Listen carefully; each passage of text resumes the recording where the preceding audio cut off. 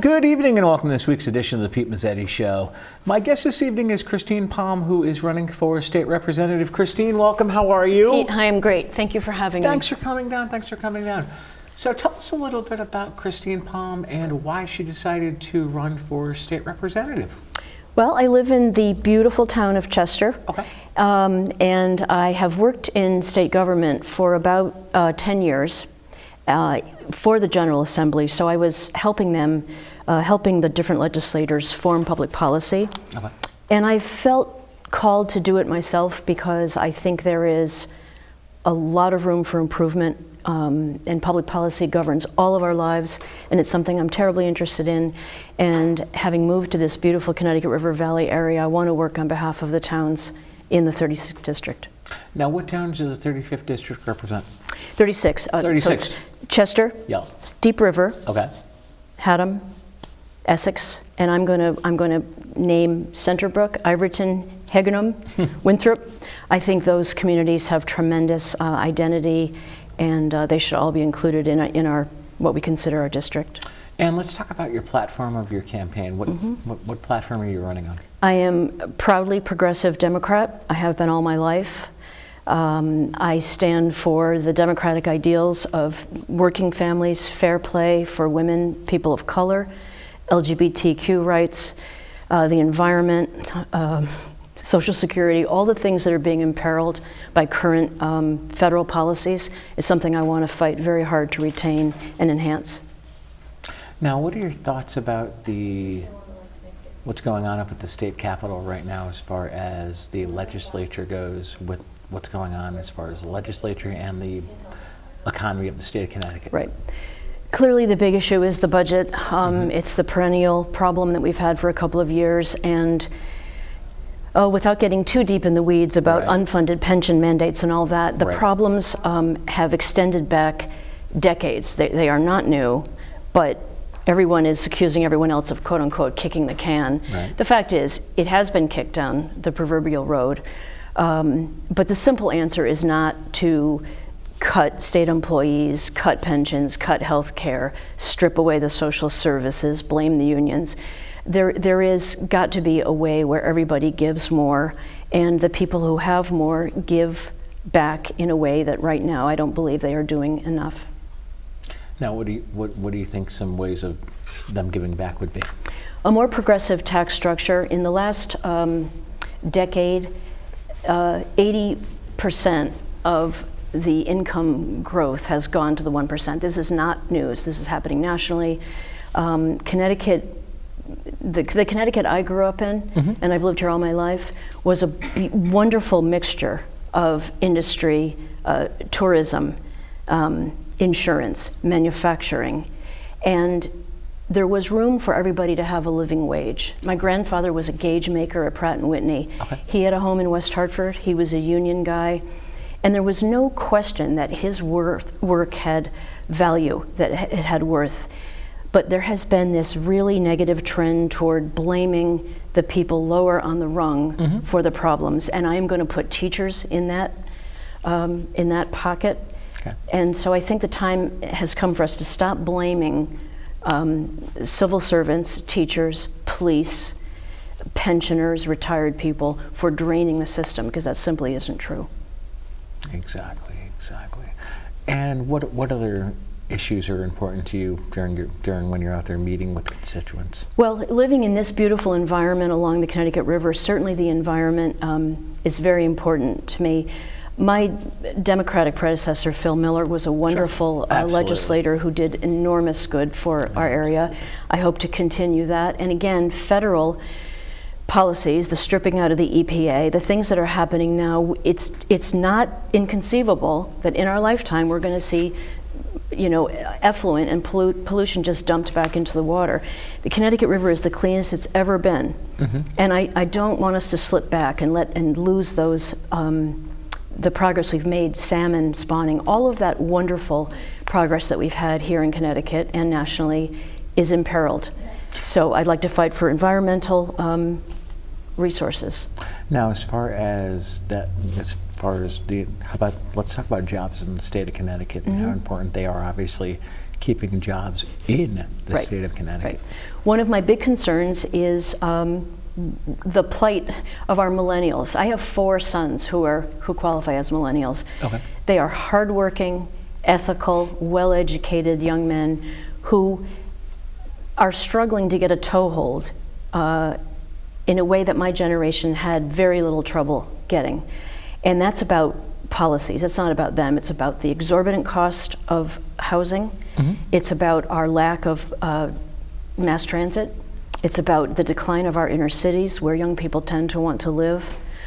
And what I hope to work on are policies where suburbs and rural areas understand that we are interconnected with the cities, that vibrant cities where people work, where we go to the hospitals, where we go to see the play, where we go to have artistic exposure, great meals. We don't then get to zoom home to our little safe hideaway and not care about what happens to that urban core. So the interconnectedness of all of our 169 towns matters. Now let's talk about what's going with the other issues that are important during this campaign. Well, I want to talk about women's rights. Sure, I was absolutely. a policy analyst for the Permanent Commission on the Status of Women, which was a 40-some-year-old agency. Actually, it was actually JFK who founded the Commissions on Women in 1963, because even back then he realized that women, despite legislation that was in place at the time federally, were not being paid equally or treated equally. And he actually appointed Eleanor Roosevelt to implement them. So I worked for one of those agencies, which very unfortunately was eliminated by the legislature 3 years ago. And it was combined with an agency on aging and children, and those are wonderful predecessor agencies. We combined them. So I've done a lot of policy work on ways to help elders stay in their home longer, literacy for children. I help my colleagues with those, and I was predominantly the women's policy advocate. So I'm advocating for pay equity, the full range of reproductive rights, which are being imperiled, family-friendly workplace policies. Women are still usually, not always, usually the primary caregiver with elders and children. Disabled spouses, and when we take time off from work to take care of our families, it harms our future retirement. Right. Women live longer into old age, this is well known, and we are more likely to live in poverty because of the wage gap, because of time off to care for people we love, and that's just not right. I'd like to work on paid family and medical leave and policies that will really help women who are foundational to working families and to all of society. Now, you and I talked earlier, and I believe you said you were an educator at one point. I taught high school for 10 years. Okay.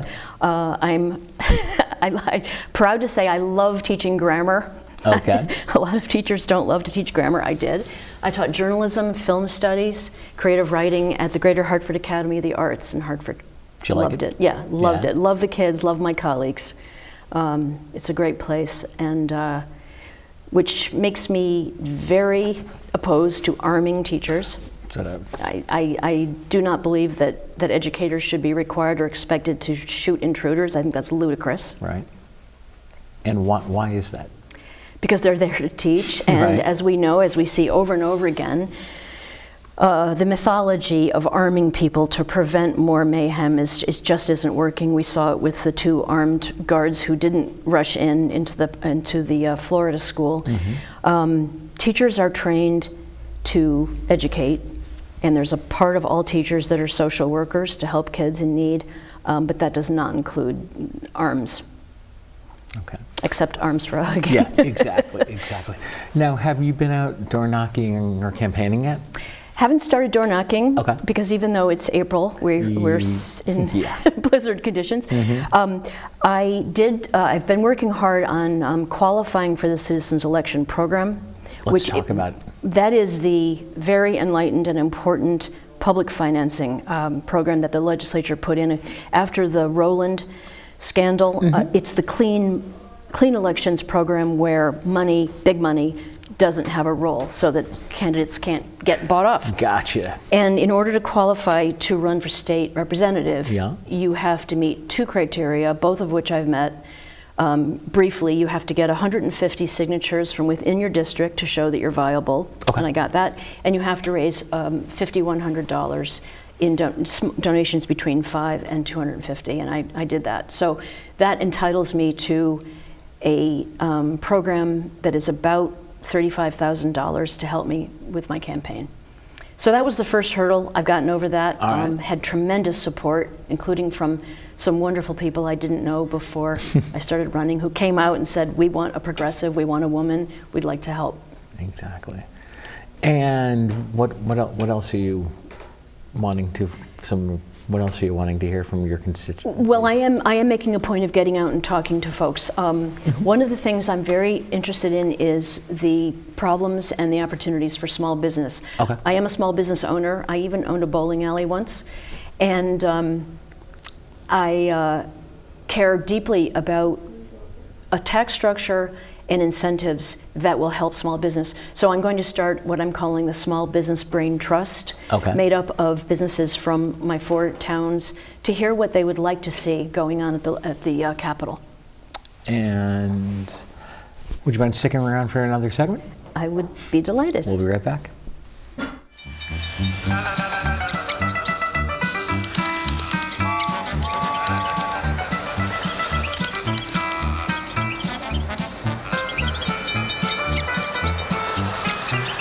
Will spend 15 minutes watching online videos like this one. Brushing for 2 minutes now can save your child from severe tooth pain later. 2 minutes, twice a day. They have the time.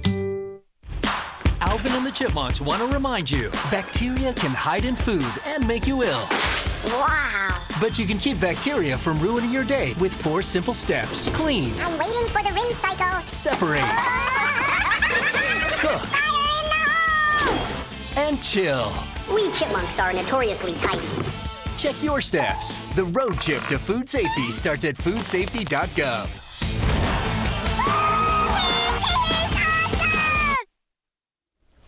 And welcome back to this week's edition of the Pete Mezzetti Show. Sitting here with Christine Palm, running for state representative. Christine, welcome back. Thank you, Pete. Thank you. So we were talking a little bit about, in the first segment, about your background. I was wondering if we can maybe start the segment with picking up with where we left off. I understand not only were you a teacher, but you were also a journalist. Yes. I was in college at a small environmental college in Maine called the College of the Atlantic. Okay.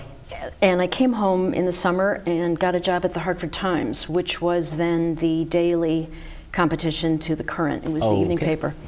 And I got a job as what they called in those days a copy boy, which was physically running the copy to the composing room.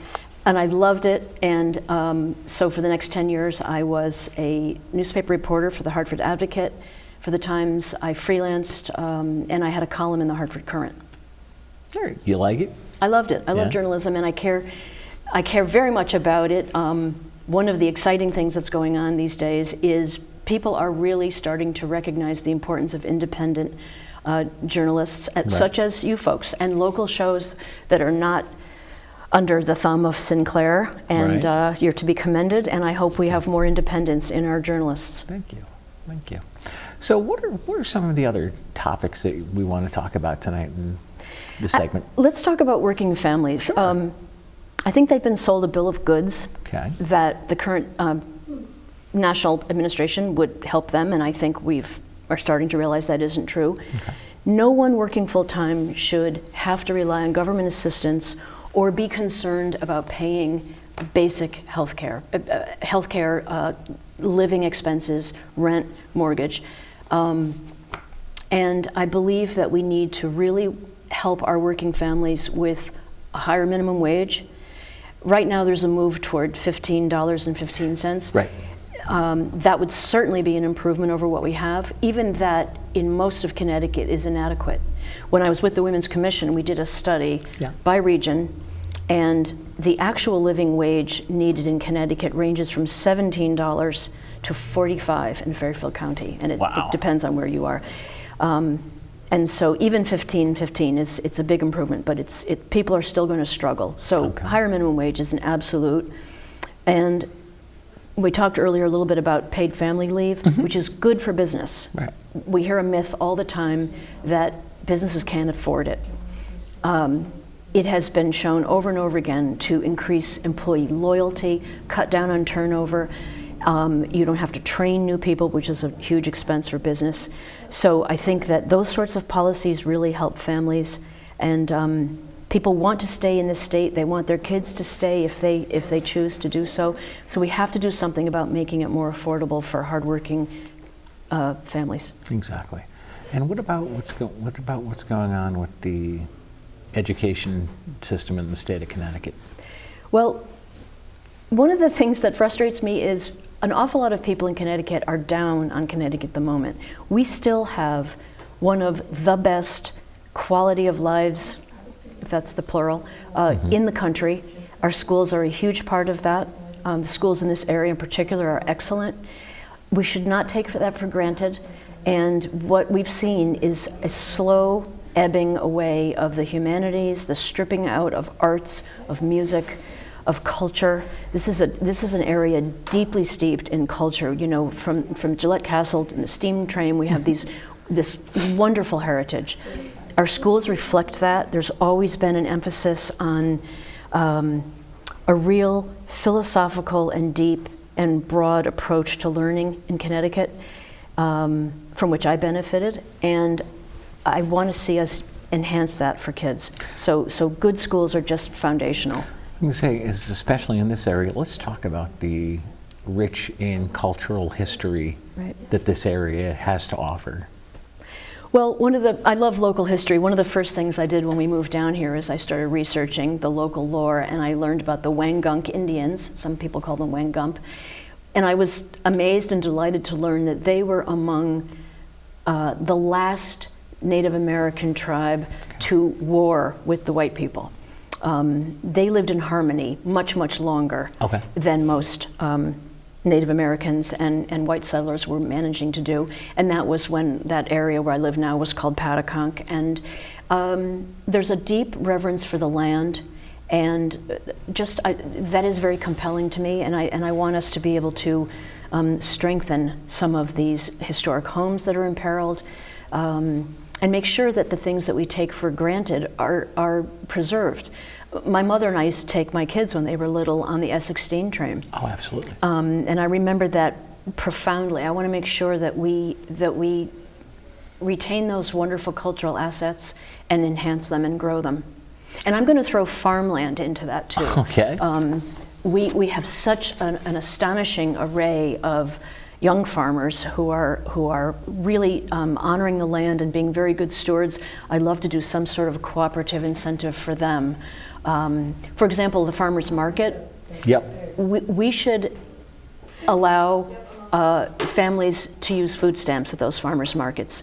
In cities, those food stamps are doubled if you go to a fresh farmers market to encourage healthy eating. I'd like to see that all over our area with our various farmers markets. Really, I didn't know that. I think it's something we need to look into. And how would they implement? Well, such? I'd start by talking to farmers and seeing what their needs are and seeing what they cooperate on, and how they can continue to do that. And I think it's a matter of, again, it's about public policy. What people don't understand, we hear so much negativity coming out of the Capitol about the gridlock and the partisanship. But what I hope people will learn, and what I'm trying to talk about with all the people in our district, is the enormous potential for good. People are soured on government, and I would love to see us get back to a time, or move ahead to a time, where our civil servants are truly representative of what people in the area want and need, and listen to them. So I'm going out everywhere I can. I was at the Essex Land Trust the other night to learn about what their annual plans are and their annual report. And that's true of business, it's true of all of this area and individuals. I was meeting with some retired teachers last week whose, people don't realize that teachers are not entitled to Social Security. So the unfunded pension is a big problem for teachers. But raise your hand if you want teachers not to be paid what they deserve when they took care of your kids. I defy anybody to do that. So it's too simple to say, oh, the Capitol is a mess. Nobody is doing anything right. Let's look at what the needs are, where the resources are, how we can save money, how we can spread the wealth. Now, you just said something very interesting that I didn't know, that teachers were not entitled to Social Security. Right. Why is that? Because in the state of Connecticut, the Teachers Education Retirement Fund is supposed to take care of that. This is the thing that everyone is talking about, the unfunded pension mandate. Okay. And I used to work for our current treasurer, Denise Napier, and she has been trying to warn about this for a very, very long time, and she's been right. Okay. Essentially, we're statutorily mandated as a state to fund this retirement fund for teachers, and we've been not doing it. We've been skimming and not putting in as much.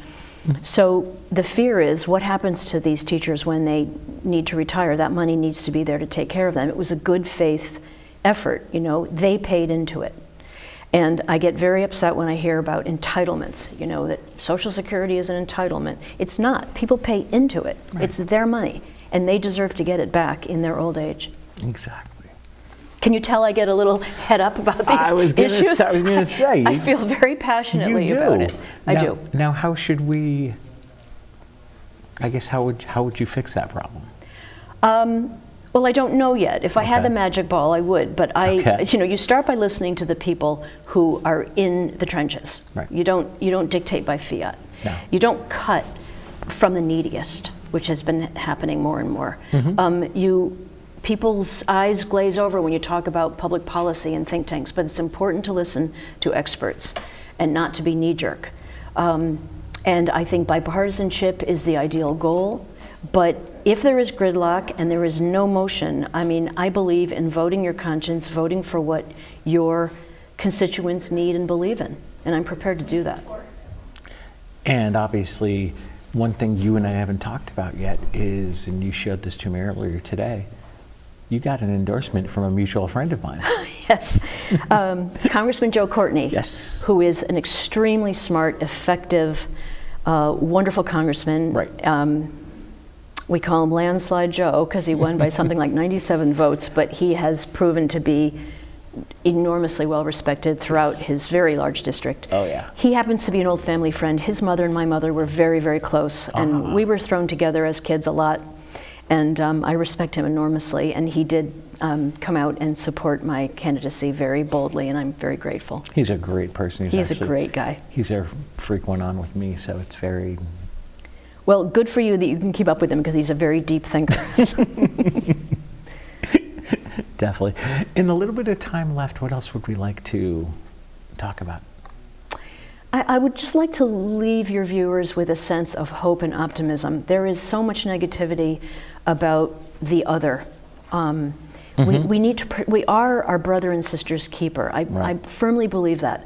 And whether it's struggling millennials, whether it's families in New Haven being deported, whether it's your next door neighbor who's having trouble making that car payment because of a layoff or a work reduction, I think we need to start thinking more globally about one another.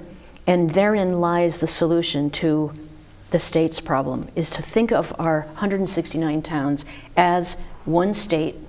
In any other state in the country, we'd be talking about regionalization and sharing of costs. Somehow in Connecticut, we're terrified to do that. I'd like folks to start thinking across party lines, across municipal lines, and see how we can do something for the greater good. Okay. Now, one question that I normally do ask, and I'm just going to ask it very quickly because we have a little bit of time left. What makes you different than your opponent? Well, I come at this with a tremendous amount of passion. 10 years of experience, as I said, in state government, so I've seen the sausage being made, quote unquote. I believe it can be better. And I had a sort of epiphanous moment when I decided to run. It was when I was testifying on a pay equity bill before the Labor Committee. Okay. And one of the gentlemen said, so let me get this straight. Pay equity means I can only hire women and I have to pay them all the same, right? And it was live on CTN, so I didn't make a face. Okay. And I didn't give him my evil teacher face. I just said no, smiled, and told him what pay equity actually was, which was apples to apples, equal work for equal pay. Right.